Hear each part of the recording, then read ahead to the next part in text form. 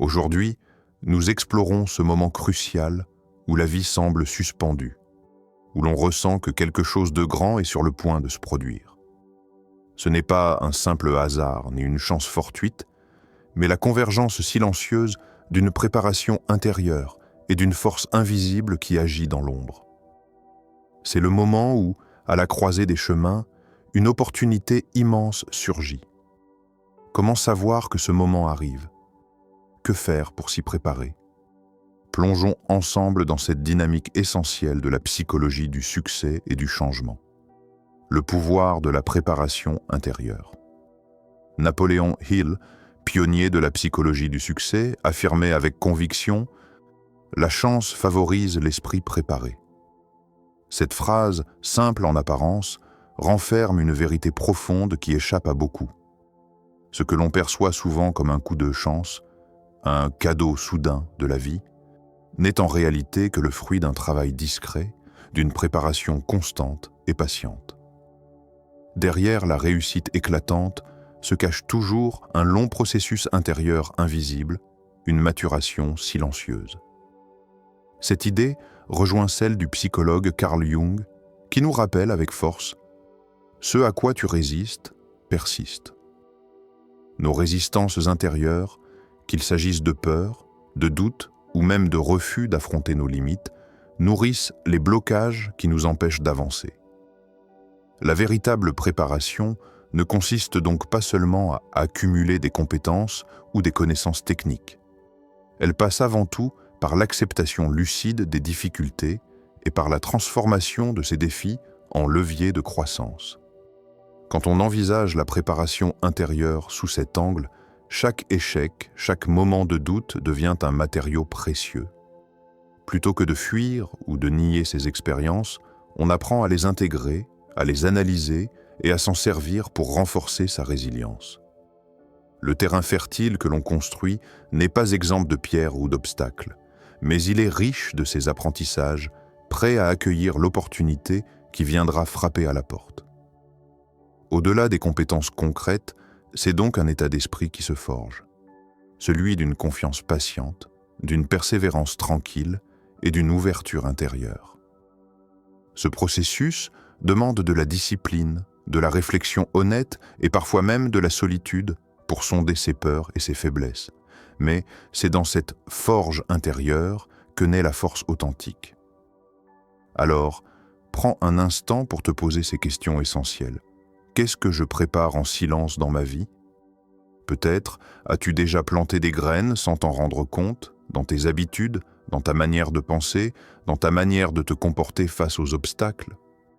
Ou peut-être es-tu encore en train de bâtir ce socle solide sans lequel rien de durable ne peut éclore?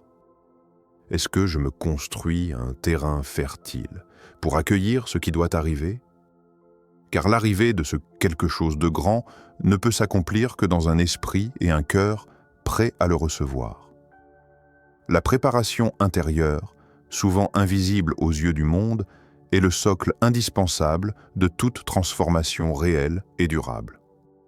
L'art de l'attente active.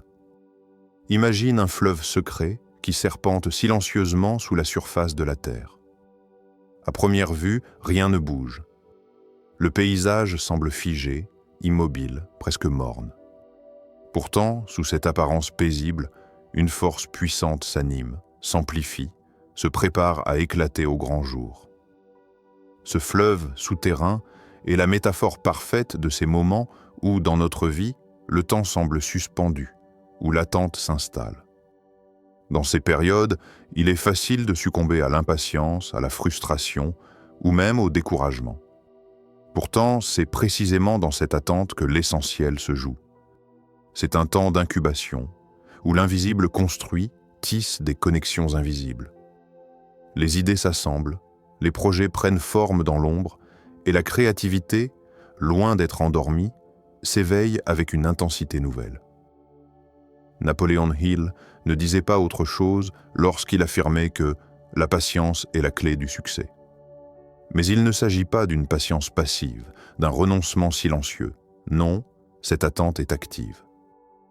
C'est un état d'équilibre subtil où l'on continue de s'investir, où l'on affûte ses compétences, où l'on ajuste ses plans avec rigueur, tout en nourrissant la confiance en ce potentiel latent. L'attente active ressemble à cette tension sur une corde prête à vibrer. Elle n'est pas une immobilité stérile, mais une énergie contenue, un souffle suspendu avant l'explosion. Elle demande un art délicat, celui de savoir attendre sans abandonner, de faire confiance sans renoncer, de persévérer sans épuisement. Pose-toi ces questions, car elles sont les clés de cette alchimie. Suis-je capable d'attendre sans céder au découragement? Savoir rester calme face à l'incertitude, garder la flamme allumée quand rien ne semble bouger, voilà un défi majeur. C'est dans cette capacité que se cache une grande force.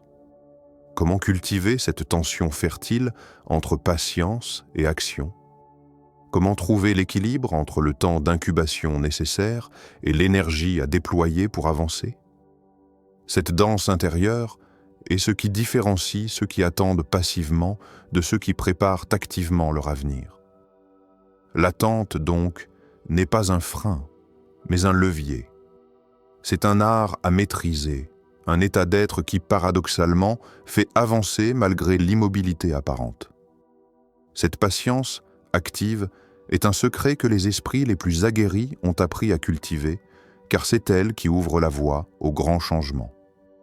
La transformation par l'adversité. Friedrich Nietzsche lançait un cri puissant, presque prophétique. Ce qui ne nous tue pas nous rend plus forts.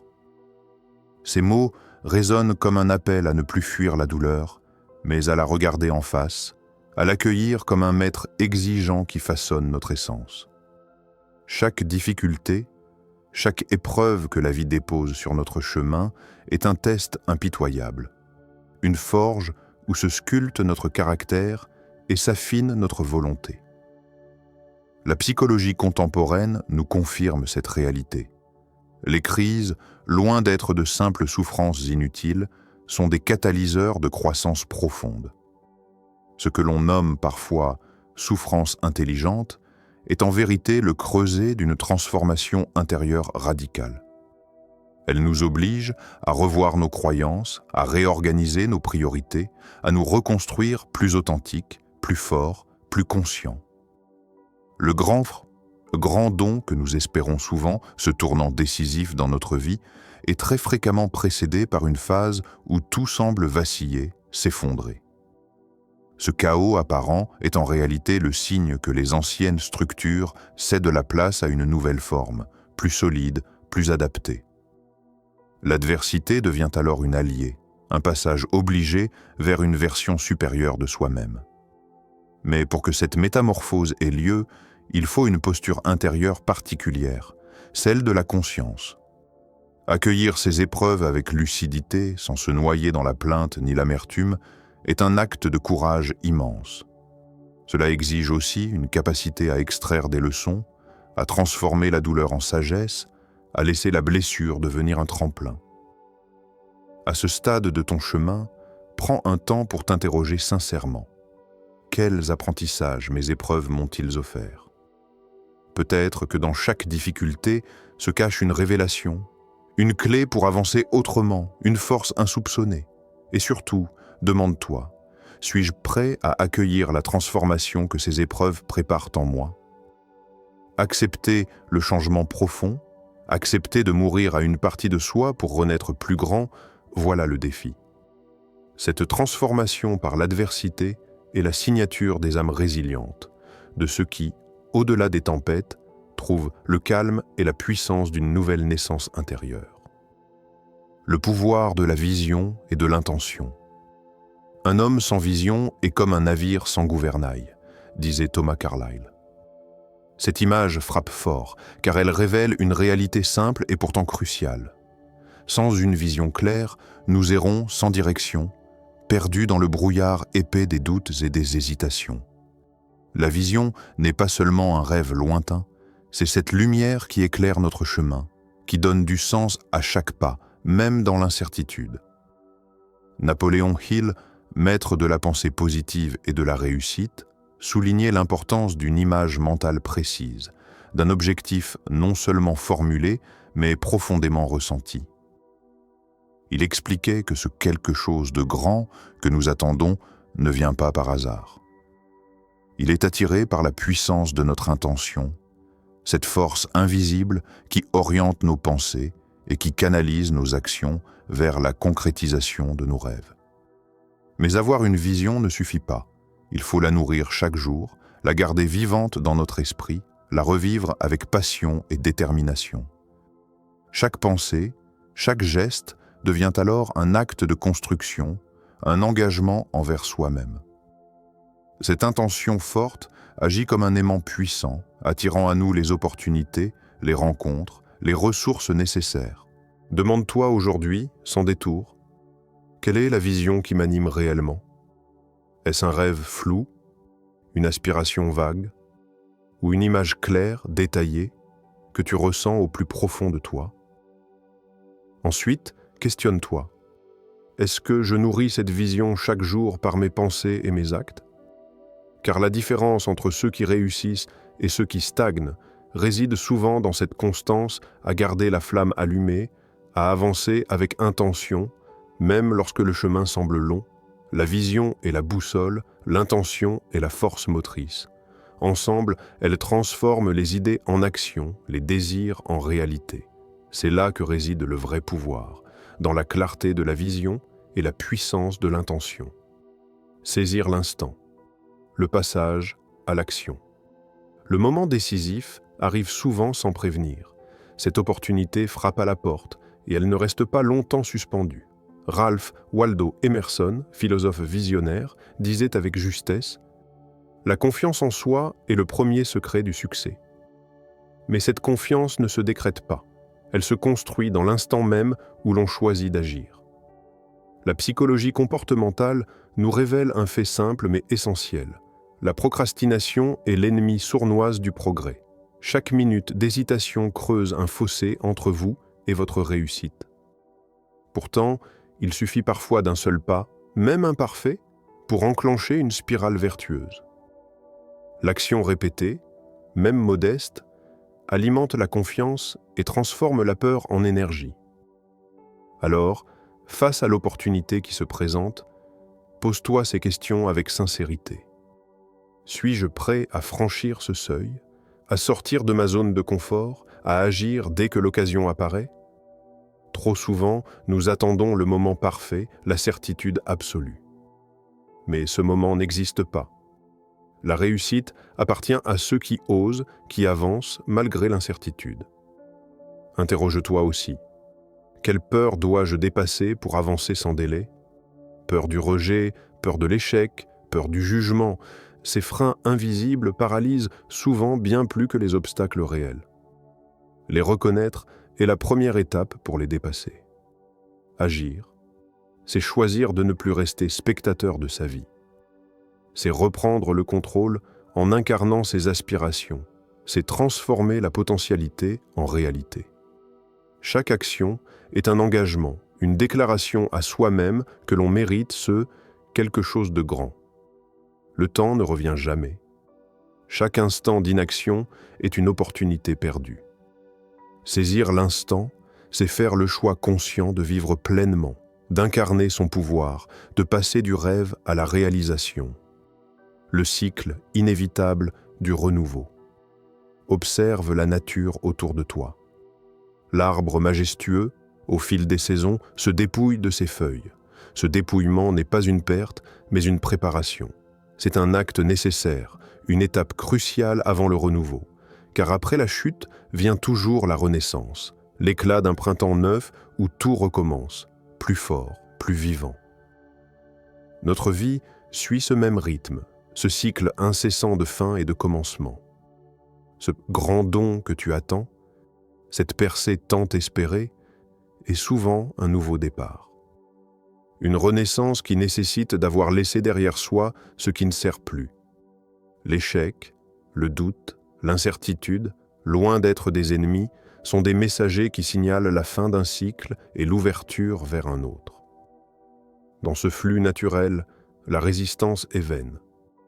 S'aligner avec ces cycles, c'est apprendre à accueillir chaque phase avec grâce et courage. C'est comprendre que l'obscurité précède toujours la lumière, que le silence prépare la symphonie, que la fin est le terreau d'un nouveau départ. À toi de te poser ces questions profondes. Suis-je capable d'accueillir la nouveauté avec courage et ouverture? Cela demande de lâcher prise, de dépasser la peur de l'inconnu et d'oser plonger dans l'inédit, même lorsque le confort semble s'éloigner. Et surtout, demande-toi, comment puis-je danser avec les cycles de ma vie pour avancer toujours plus fort? La vie n'est pas une ligne droite, mais une danse fluide entre chute et envol, entre repos et action. Trouver le rythme de cette danse, c'est déployer toute sa force et sa sagesse.